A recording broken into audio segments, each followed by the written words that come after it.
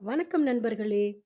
நீங்க சில பேர பார்த்தீங்கன்னா, கோபத்துல என்ன பண்றாங்கன்னு அவங்களுக்கே தெரியாது. பயங்கரமா கத்த ஆரம்பிப்பாங்க.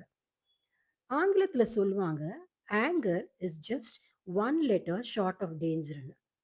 ஆமாங்க, உங்க உடம்புக்குள்ள ஒரு பெரிய போரே நடக்குது. கோபம் ஒரு தற்காலிக உணர்ச்சி மட்டும் இல்ல.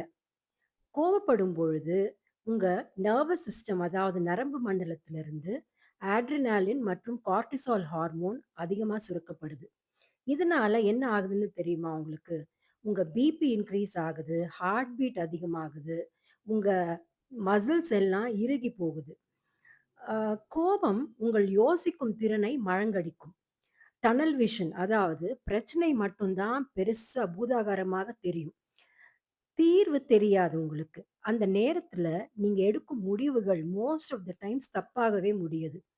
உங்க ஸ்ட்ரெஸ் ஹார்மோன் கார்ட்டிசால் அதிகமாகறதால உங்களுக்கு தூக்கம் கெடும். அதே மாதிரி உங்க சுகர் லெவல்ஸும் இன்க்ரீஸ் ஆகுது. சுருக்கமாக சொன்னா, உங்க உடம்பு ஒரு போருக்கு தயாராகுற மாதிரி ஃபைட் மோடுக்கு போயிடும். இத ஜெயிக்க ஒரே வழி தான், உங்களுக்கு கோபம் வரும்பொழுது ஒரு 10 வினாடி அமைதியா இருங்க. ஆழமாக மூச்சு விடுங்க. இது உங்க பிரெயினை ரியாக்ஷன் மோடுல இருந்து ரெகுலேஷன் மோடுக்கு மாத்திடும்.